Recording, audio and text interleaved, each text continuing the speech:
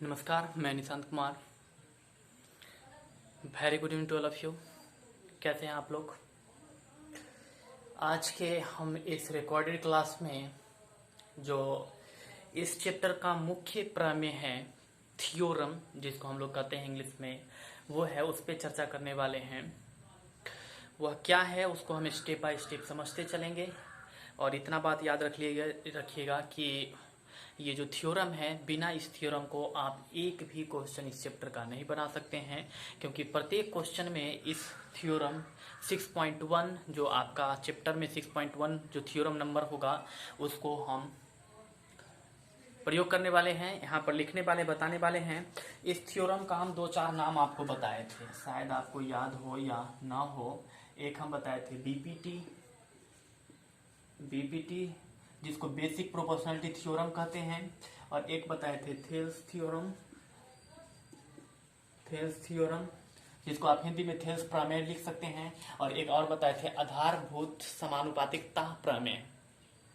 मतलब ये चीज है। तो इस चीज को, मतलब इस चैप्टर को यदि हम बनाना चाहते हैं या यदि आप अपने से बनाना चाहते हैं इस चैप्टर को, तो बस हम एक ही बात कहने वाले हैं और एक ही चीज सजेस्ट करने वाले हैं, एक ही चीज एडवाइस देने वाले हैं आपको कि आप बस इस थ्योरम को समझ लीजिए 6.1, क्योंकि अगला जितना भी थ्योरम होने वाला है, प्रत्येक थ्योरम इस थ्योरम का प्रयोग करके ही बनने वाला है। जितना भी आगे प्रमेय है, जितना भी आगे प्रमेय को हम साबित करने वाले हैं, प्रत्येक प्रमेय में हम इस प्रमेय का उपयोग करेंगे। यानी कि सीधे से समझ लीजिए कि अगर खाना खाना है तो आटा का और चावल का रहना बहुत जरूरी है। उसी प्रकार से इस चैप्टर को यदि आपको समझना है तो आपको एक तरह समझिए कि इसका स्टेप बाय स्टेप आपको माइंड में होना चाहिए।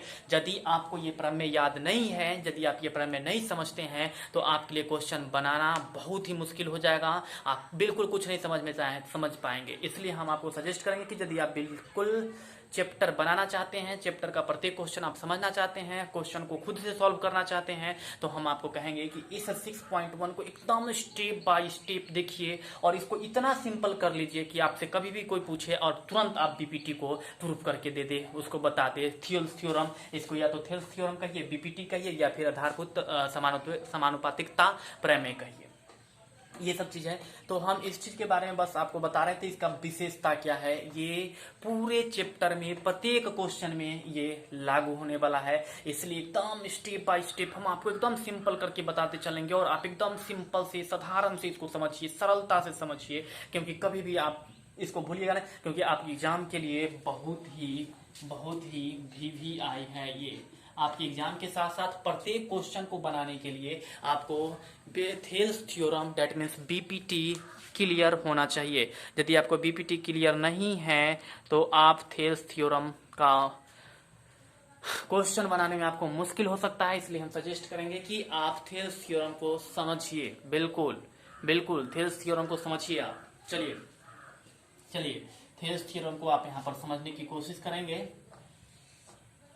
इसमें है कि क्या है, हम वो बता देते हैं। और इस चीज से को साबित करने से पहले, प्रूफ करने से पहले एक बात याद रखिएगा, हम आपको एकदम स्टेप बाय स्टेप तोड़ करके बताएंगे और आपको समझना है बिल्कुल। और आप मुझे उस चीज को अगर समझ जाएंगे तो खुद से बना करके मेरे इंडिविजुअल नंबर 7742550344 इस पे मुझे आप भेजेंगे कि कैसे आप बनाए हैं, कैसे आप किए हैं। हम उसको 1 बाय 1 देखने की कोशिश करेंगे, जहां तक हम देख पाएंगे। हम चेक करेंगे कि कितने स्टूडेंट इस चीज को समझ पाए। बिल्कुल कि यदि आपको चैप्टर समझना चाहते हैं तो आपको बीपीटी मतलब थेल्स थ्योरम, थेल्स प्रमेय आपको समझना पड़ेगा। जब तक आप थेल्स प्रमेय नहीं समझते हैं, अदरवाइज आप कुछ नहीं कर पाएंगे। इस चैप्टर का एक भी क्वेश्चन नहीं कर सकते हैं, इसलिए आपको थेल्स प्रमेय जानना बहुत ही अनिवार्य है, जिसको हम बीपीटी भी कहते हैं। थेल्स थ्योरम को बीपीटी भी कहा जाता है या फिर आधारभूत प्रमेय भी कहा जाता है। ठीक, तो आप लोग इसके नाम से परिचित हो गए होंगे। अब इसका कहानी क्या है, इसका मतलब क्या है, थेल्स प्रमेय क्या कहता है, ये जो सेंटेंस है, ये वाक्य क्या कहना चाहता है। जैसे कि आप जानते हैं कि किसी त्रिभुज के तीनों कोनों का योग 180 डिग्री है, तो आप तो वो समझते हैं, उसको प्रूफ करके भी जानते हैं। सेम उसी प्रकार से ये सेंटेंस है, ये सेंटेंस क्या कहना चाहता है उसको हम आपको समझाएंगे और साथ में साबित करके भी देंगे। चलिए, उससे पहले कि जो स्टूडेंट हमारे चैनल को सब्सक्राइब नहीं किए वो हमारे चैनल को सब्सक्राइब कर लीजिए, ताकि कोई भी नोटिफिकेशन, यदि कोई भी वीडियो यदि जारी होगा तो उसका नोटिफिकेशन आप तक पहुंच जाएगा और आप उस वीडियो का पूर्ण लाभ उठा पाएंगे। अदरवाइज आप उस वीडियो से बिल्कुल वंचित रहेंगे। तो यदि आप आगे कुछ करना चाहते हैं, अगर मार्क्स अच्छा मैथ में स्कोर करना चाहते हैं, तो उसके लिए आपको मेरे साथ जुड़ना पड़ेगा और साथ ही पूरा वीडियो देख करके आप अपने आप को और ज़्यादा डेवलप कीजिए। चलिए, ये सब चीज़ तो होते रहेगा, हम आपको बता दें। और हाँ, जो स्टूडेंट्स हमारे साथ जुड़े हुए हैं वो हमारे वीडियो को लाइक और शेयर बिल्कुल करते रहिएगा, बिल्कुल। थेल्स प्रेम में प्रूफ करने से पहले एक दो बात हम बताएंगे आपको यहाँ पर कि देख लीजिए। जैसे कि अगर ये एक लाइन है, याद रखिएगा, क्योंकि हमको इस चीज़ को प्रूफ करने में इसका ज़रूरत मिले होगा। ये एक लाइन है, यहाँ पर एक हम पॉइंट खींच लिए, एक पॉइंट खींच लिए, तो एक ये पॉइंट हो गया और एक ये लाइन हो गया। इसका नाम हम रख लिए ए बी और इसका नाम हम रख लिए, इसका नाम रख देते हैं यहाँ पर सी, यहाँ पर रख दिए डी। अब ये एक लाइन खींच लिए, लंब खींच लिए, तो ये एक रेखा है, यहाँ पर देख सकते हैं एक इस लाइन सेगमेंट यहाँ पर है। तो ये ए सी का भी लंब, ये मान लेते हैं यहाँ पर ई एम एन रख देते हैं, एम एन। तो जो लंब ए बी का होगा वही लंब ए सी का भी होगा, वही लंब सी और यहाँ पर क्या था डी का भी होगा, और यही लंब ये डी और बी का भी होगा, और यही लंब पूरा ए बी का भी होगा। ये बात को सबसे इंपॉर्टेंट है, इसको समझ लीजिए, फिर आपको थ्योरम समझने में दिक्कत नहीं होगा। यदि फिर से हम बता देते हैं एक बार, यदि एक लाइन है, एक रेखा है, एक रेखा है, मान लीजिए ए बी, यहाँ पर एक लंब हम खींच दिए हैं एम और ये एन। तो ये अभी लंब जो है वो एम एन का है। तो अगर यहाँ पर अगर हम सी कर देते हैं तो ये ए सी का भी लंब होगा, यहाँ पर डी कर देते हैं तो ये बी डी का भी लंब होगा, और ये सी डी का भी लंब होगा। यस यस, एक ही बिंदु से एक ही रेखा पर खींची गई लंब जो होता है वो प्रत्येक उसी रेखा को अगर हम तोड़ देते हैं छोटे छोटे, तो सबका लंब वही होता है। लंब में कोई चेंज नहीं होता है, परपेंडिकुलर्स में कोई परिवर्तन नहीं होता है। ठीक, तो हम इसको अब प्रूफ करेंगे और आपको बताएंगे कि यह क्वेश्चन पहले के इस चीज को आप समझ रखिएगा, इसका उपयोग आगे हम करने वाले हैं, इस पॉइंट को और इस पॉइंट को। बिल्कुल यदि नहीं समझेंगे आपको प्राइम में समझने में प्रॉब्लम होगा, इसलिए ध्यान दीजिएगा, बात पर ध्यान दीजिएगा, बिल्कुल। चलिए समझने की कोशिश कीजिएगा। चलिए देखिए, एक कहता है कि यदि किसी त्रिभुज, तो सबसे पहले एक त्रिभुज बना लीजिए, एक त्रिभुज बना लिए,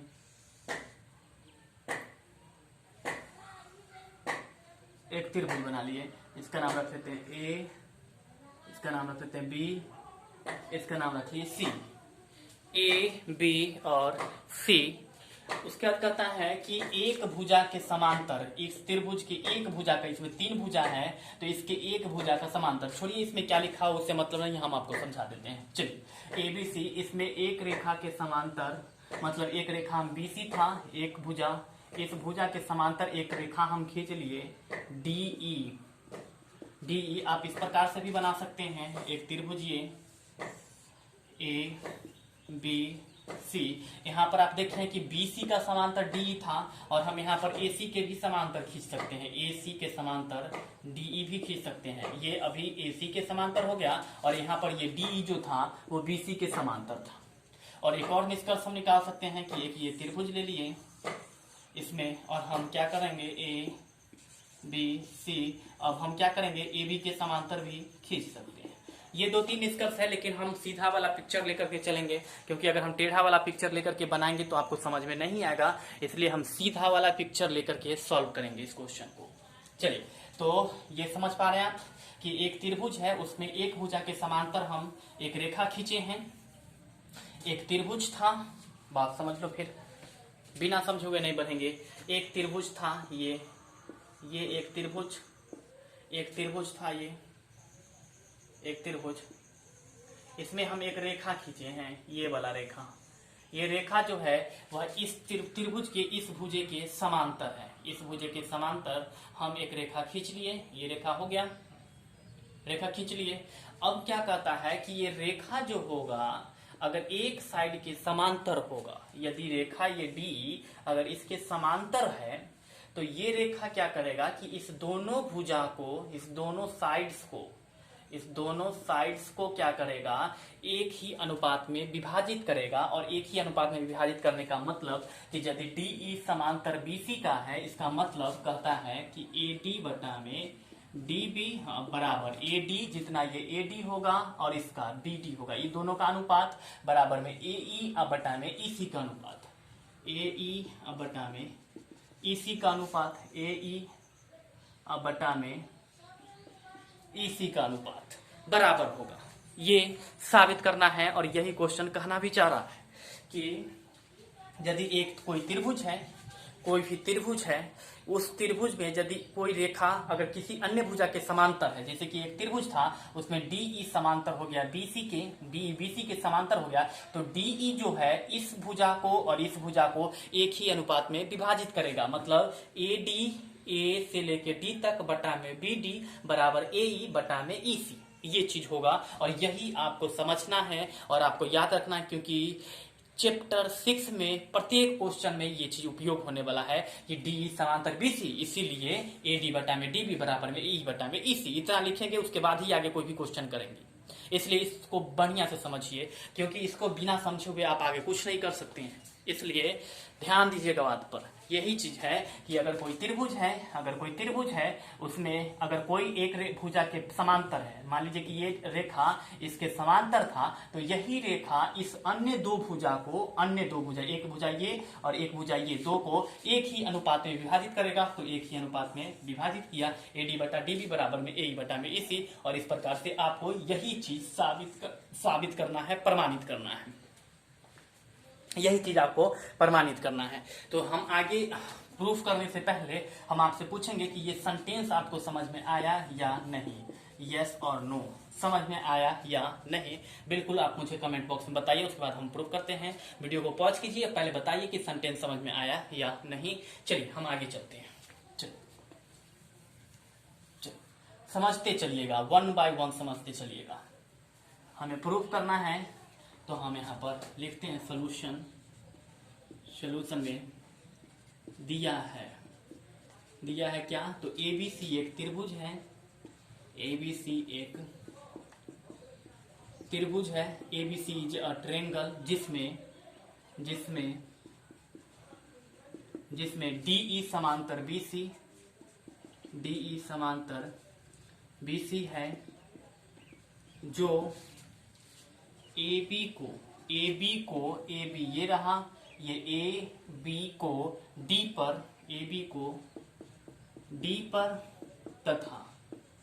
तथा AC को E पर प्रतिच्छेद करता है, E पर प्रतिच्छेद करता है।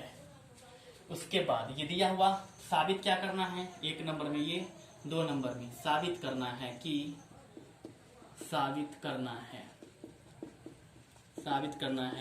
क्या साबित करना है, तो आपको बता दिए थे कि अगर कोई त्रिभुज है उसमें एक रेखा यदि दूसरे रेखा के समांतर है, तो वो रेखा अन्य दो भुजा को समान अनुपात में बांटेगा, यानी कि AD बटा में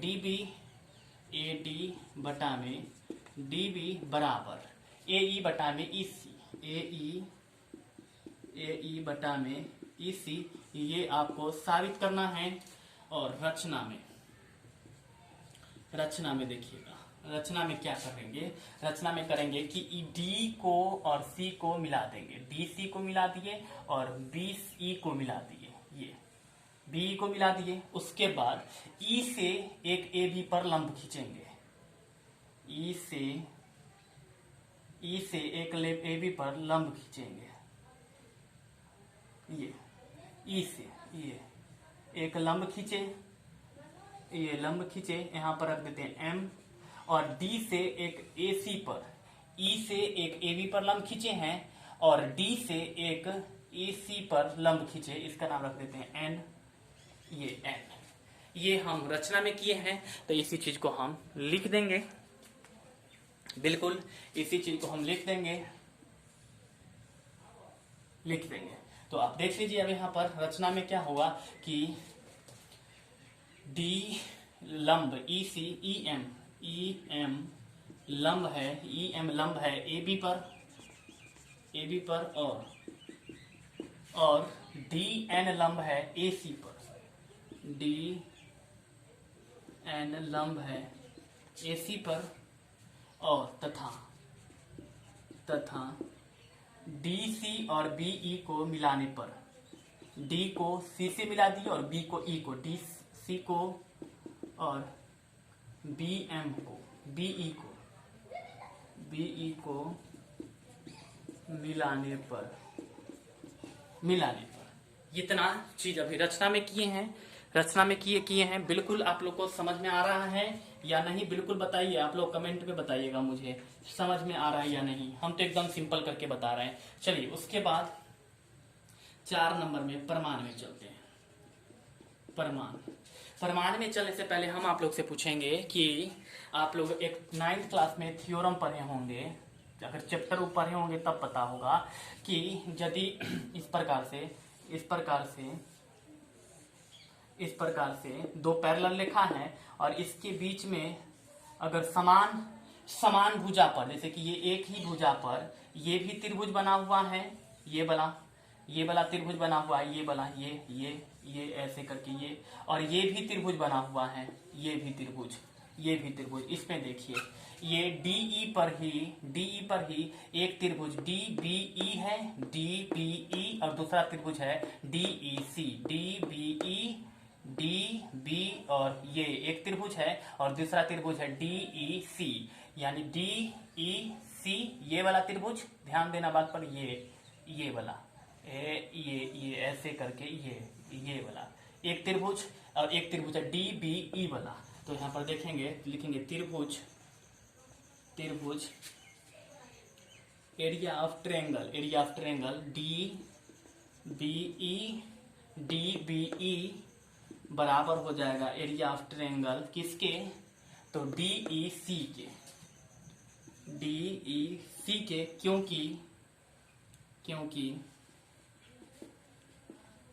क्योंकि ये दोनों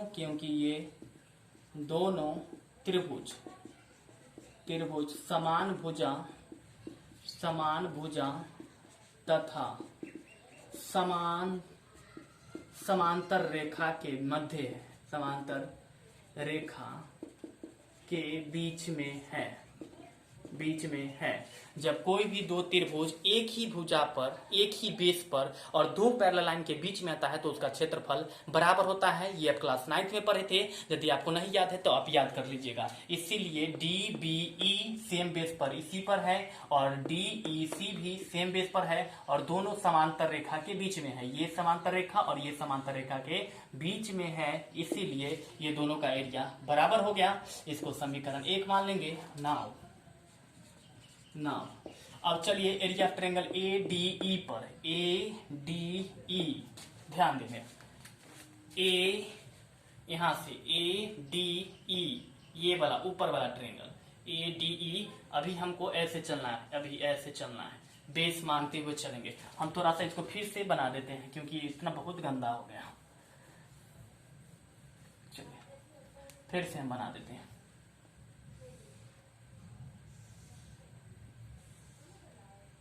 ए बी सी, ये हो गया डी ई और एक हो गया डी ई, और इससे ई से एक ठो लंब खींचे थे जिसका नाम था एम और इसका नाम रखे थे एन। तो त्रिभुज A D E now area of triangle ADE बराबर, फॉर्मूला होता है 1/2 गुने में आधार गुने में ऊंचाई, तो 1/2 आधार हो जाएगा एडीई में, आधार हो जाएगा ये एडी आधार हो जाएगा। तो यहाँ पर एडी गुने में ऊंचाई क्या हो जाएगा, तो देख सकते हैं ई एम हम रचना में खींचे थे, ई एम, यहाँ पर ये ऊंचाई है तो यहाँ पर हो गया ई एम। और हम आगे करने वाले हैं क्योंकि इसमें अब नहीं जगह है, नहीं आ पाएगा, या फिर थोड़ा सा देख लीजिए अगेन फिर से हम इस ट्रेंगल को बी डी ई को निकालने वाले हैं। B D E area of triangle B D E बराबर 1/2 गुने में आधार, तो आधार में क्या होगा बी डी ई, ये वाला त्रिभुज, ये वाला त्रिभुज, ये वाला त्रिभुज, ये वाला जो त्रिभुज है, ये वाला त्रिभुज, तो इसका आधार हो जाएगा बी डी, तो यहाँ पर लिख देंगे बी डी। और ऊंचाई तो क्या होगा, क्योंकि एक ही पॉइंट से यहाँ पर खींचा गया है, एक ही रेखा है ये, तो जो ऊंचाई इस त्रिभुज का था वही ऊंचाई इस त्रिभुज का भी होगा, इसलिए यहाँ पर हो जाएगा बी डी गुने में ई एम। इतना हो गया। अब जल्दी से आप इसका क्या कीजिए कि इसका स्क्रीनशॉट ले लीजिए या फिर वीडियो को पॉज करके लिख लीजिए, क्योंकि हम अभी मिटाने वाले हैं। जल्दी से कर लीजिए, चलिए जल्दी से कीजिए, हम मिटा रहे हैं। इस दोनों मेन पॉइंट को याद रखिएगा, एक समीकरण या एक को याद रखिएगा, समीकरण एक को, और दूसरा आप इस दोनों पॉइंट को याद रखिएगा। चलिए हम मिटा रहे हैं।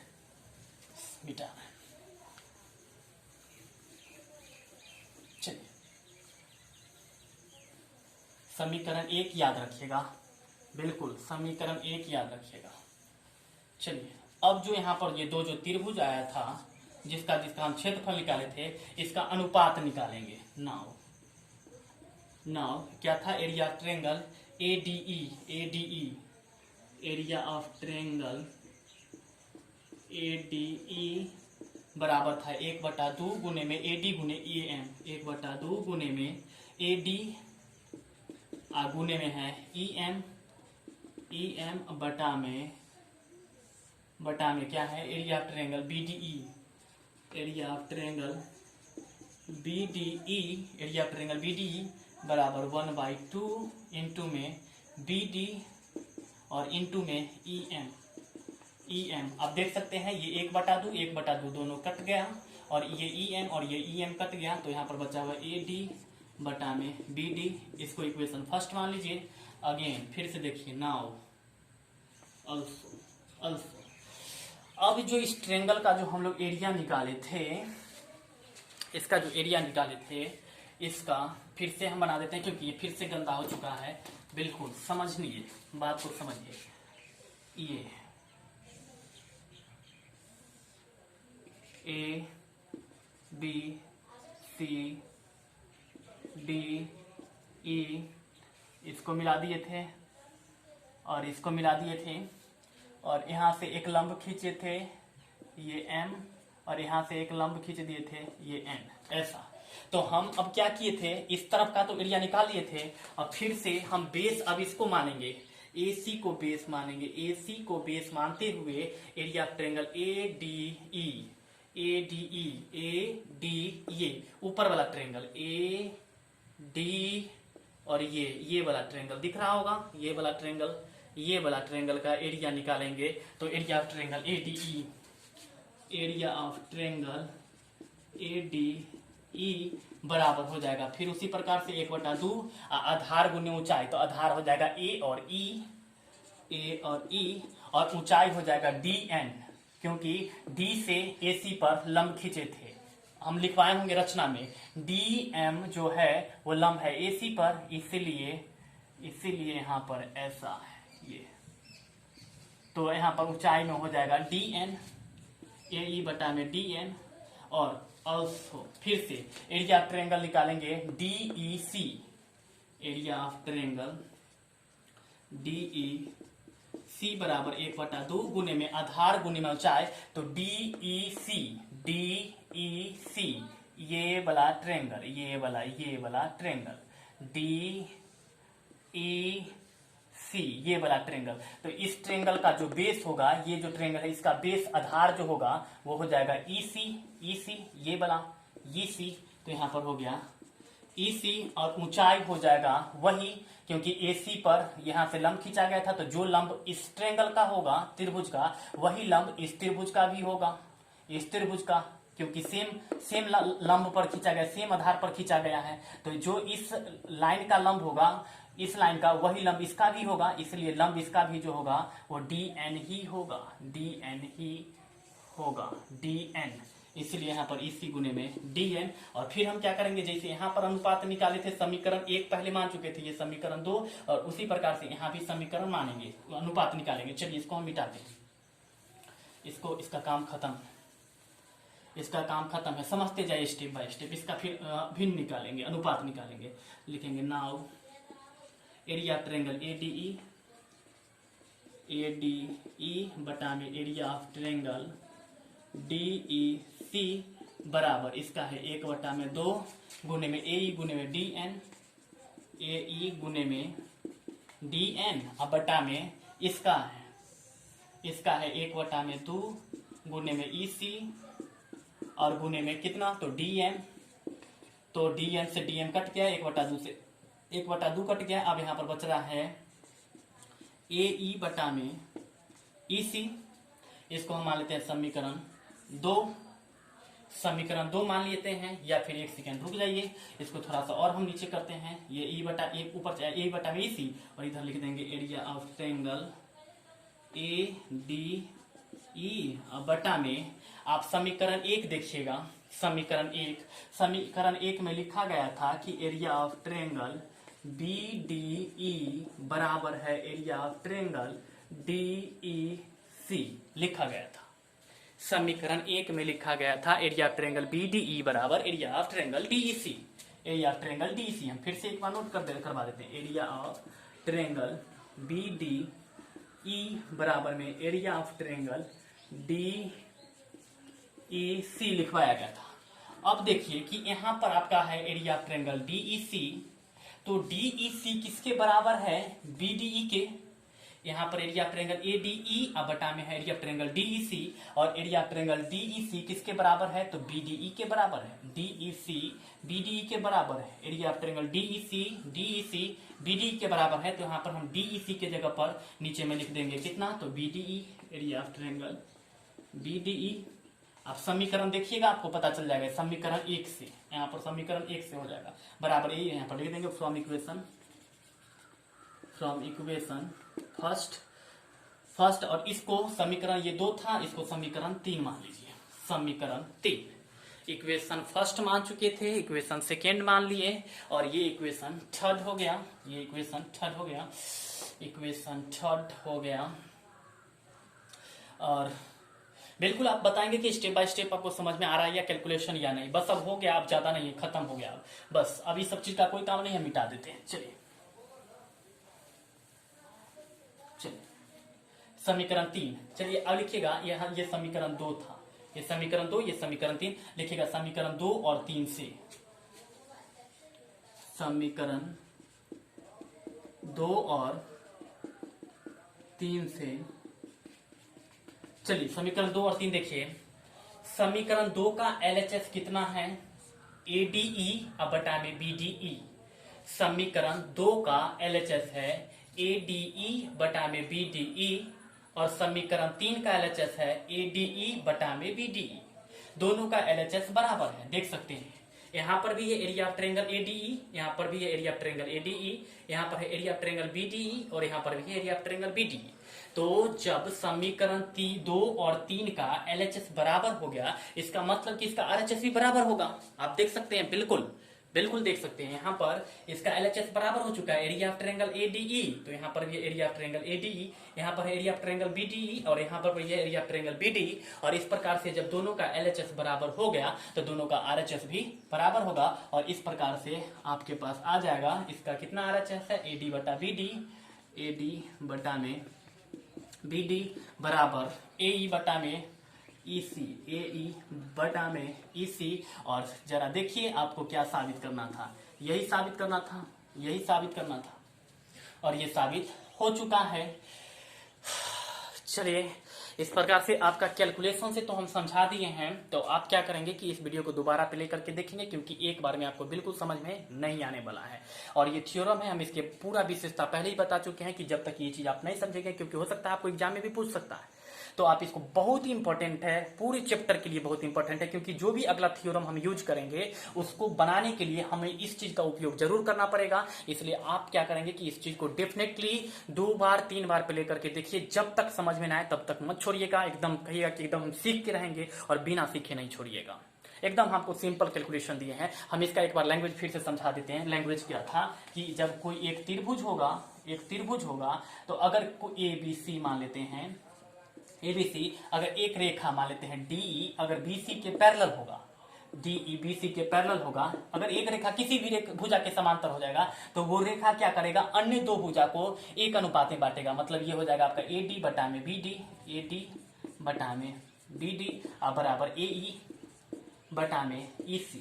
यही साबित करना था, और ये हम साबित करके दे चुके हैं। हम ये साधारण, उस क्वेश्चन का ये साधारण फोटो है, और मैंने ये करके दे दिया। तो आप साधारण वाला फोटो भी बगल में उतार लीजिएगा, क्योंकि आपको समझने में इजी हो जाए, कंफर्टेबल हो जाए और आसान हो जाए।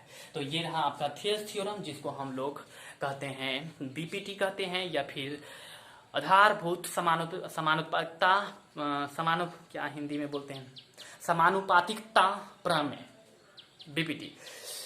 और जो student part 1, part 2, part 3, part 4 नहीं देखे हैं, उनको ये चीज समझ में नहीं आएगा। ये इसलिए हम सजेस्ट करेंगे कि जो स्टूडेंट नया आ रहे हैं, नया समझना चाह रहे हैं, तो उनको हम कहेंगे कि पहले आप पार्ट 1, पार्ट 2, पार्ट 3 और पार्ट 4 कीजिए, क्योंकि उसमें एकदम जीरो से सिखाया गया है, और आप जीरो से सीखिए, तब जाकर के आपको ये चीज समझ में आएगा। और हम उनके लिए क्या करेंगे कि इस वीडियो के डिस्क्रिप्शन बॉक्स में उस चारों वीडियो का लिंक डाल देंगे, जिससे कि आप वहां से जाकर के देख सकते हैं, और वो आपके लिए काफी बेटर होगा। और यदि वो समझ गए तो ये भी आपके लिए बहुत आसान होगा। चलिए आप हमें बताइएगा कि क्या पार्ट 1, पार्ट 2, 3, 4 सब आपको अच्छी तरह समझ में आ चुका है, और ये वाला कैसा रहा आपके लिए, आप मुझे बिल्कुल बताएंगे। तब हम क्या करेंगे, इसके अपोजिट वाला भी आपको थ्योरम जो होगा, प्रमेय जो होगा, वो प्रूफ करके दे देंगे।